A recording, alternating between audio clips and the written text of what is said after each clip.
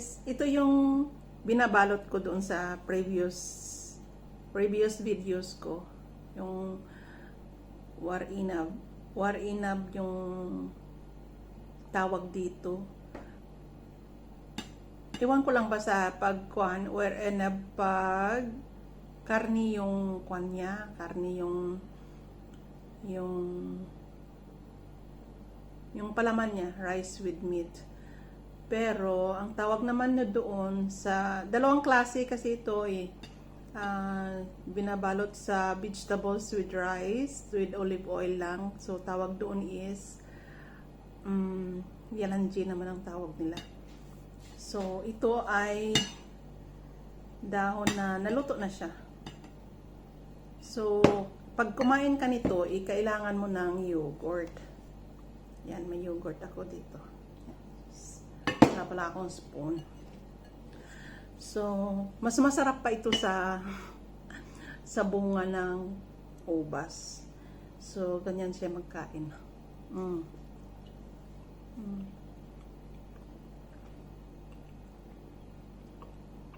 Masarap ka. Ang lasa niya ay maasim.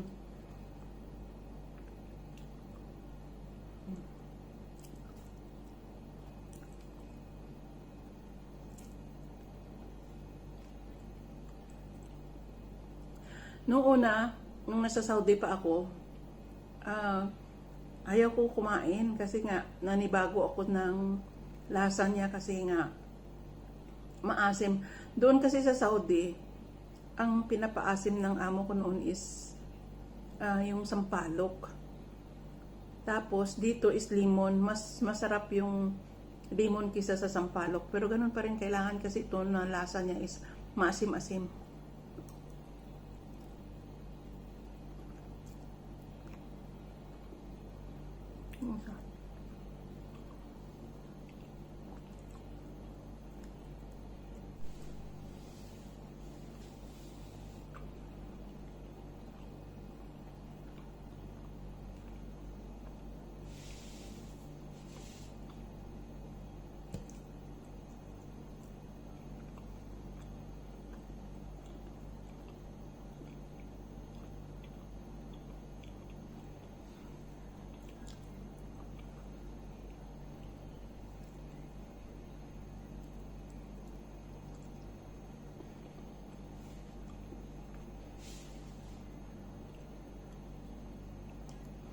Pero mostly ng mga Filipino ay hindi kumakain ito.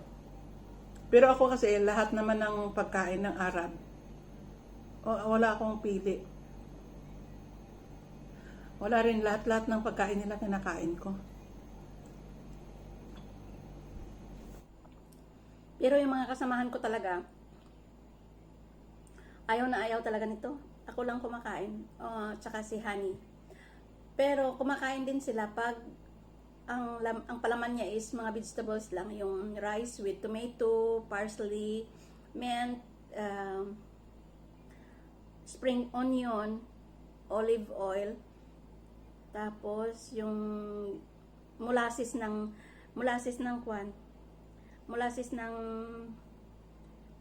pomegranate fruit. Yun kasi nagpapalasa.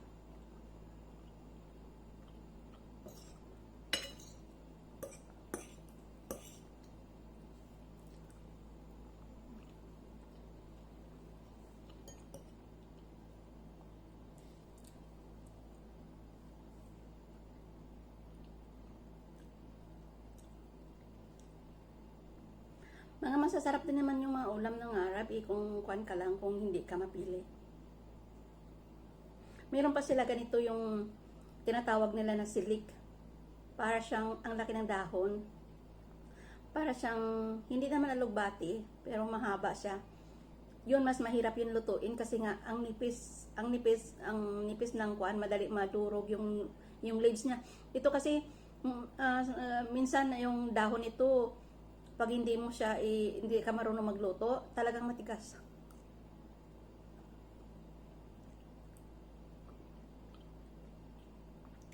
Ay doon sa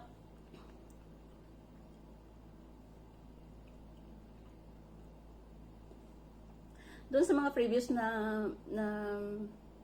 na vlog ko, na video ko, ay may nakita kayong parang red na siya na kwan doon, bago ko sa takpan, nilagyan pa siya ng heavy yun, mabigat yun. Mabigat siya. Para, dapat pag nagluto nito, nilalagyan ng mabigat sa taas, bago yung cover. Kasi nga, pag nag-boil siya, mabubuka siya lahat. Mabubuka. Lalo na yung mga vegetables ang palaman, mas mahirap lutuin yun. Kasi, hindi mo kailangan i-pressure, kasi pag i-pressure mo, nako, magiging soap na siya, maglabasan sa dahon.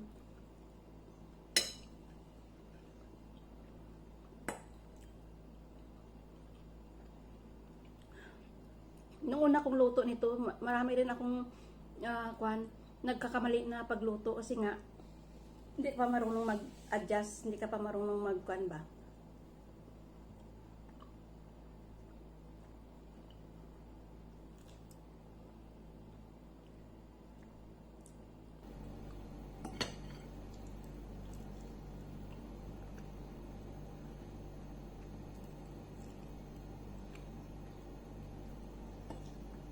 Hindi ka pa marunong magbalot, mabubukas siya, nagbulabasan lahat ng kanin.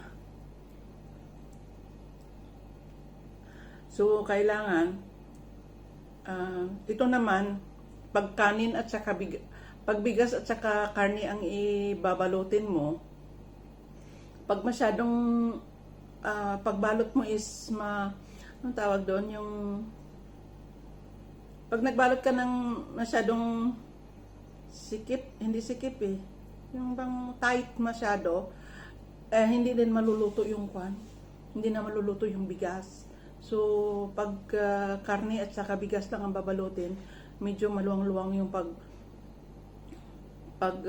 balot mo, pag roll kasi, hindi siya maluluto yung bigas. Hindi na kasi ako nagpe-pressure dati nung pressure cooker ko para makwantong dahon niya malambot. Nagkaon kasi naglalabasan, mahirap lalo na yung vegetables, pero masarap yan.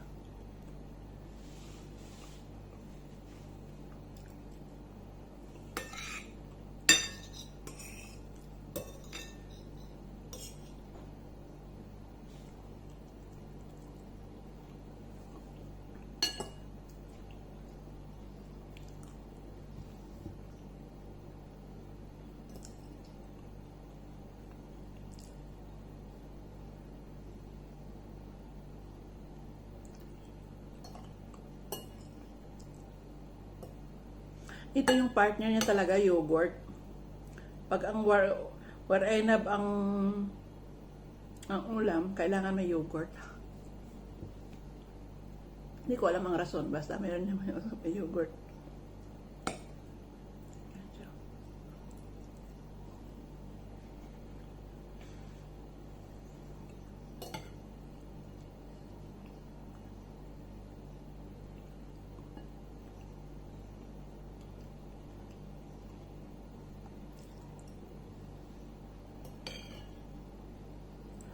Yung ibang mga kasamahan, hindi ka makakain ito kasi, katulad ni Mel, ayaw niya kumain ito kasi, yung Yelanji kasi nga walang karne.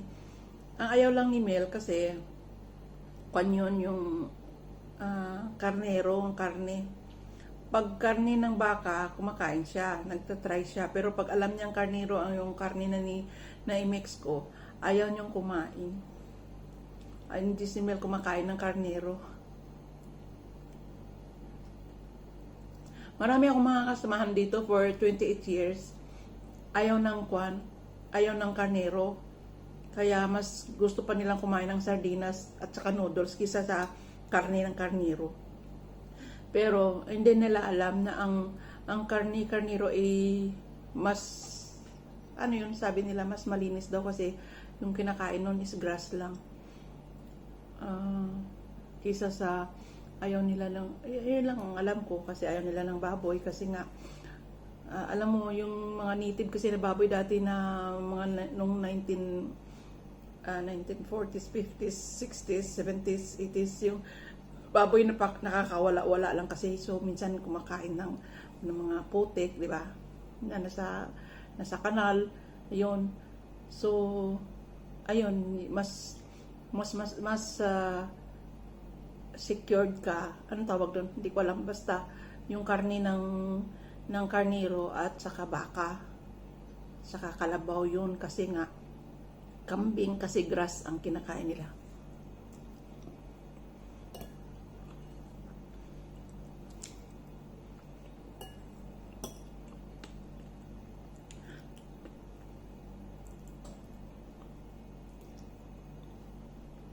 Sana lang uwi ko. Sana lang siya.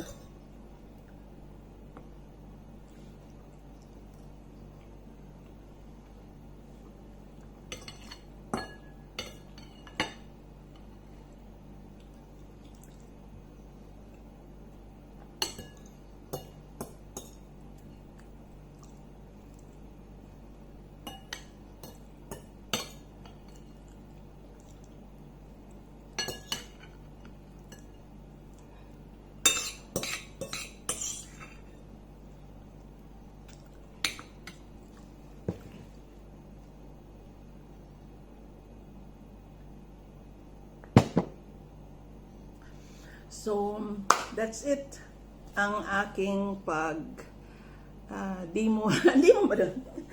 Yung paano kakainin ang mas masarap ang kainin ang dahon din ng ubas, hindi lang yung bunga. Yun din ang dahon, may anong tawag doon, may hindi na basta-basta tinatapon lang, pwede pa rin pala ibalot sa kanin at sa karne. Yun ang ulam ng mga Arab. So, thank you for watching my Catchiber. And thank you for your support. And Team Sisikoy, Team MP, at sa lahat. Team Joanne, Rina, Danica, Team Kambal, Bro Jay, and Bro for Love. Thank you always sa aking mga videos na sinusupport nyo. At shout out din sa aking mga kasamahan na si Risa, si Mel, si Honey, at saka si Joe, at saka sa mga old friend ko somewhere along the road. Bye! Thank you guys!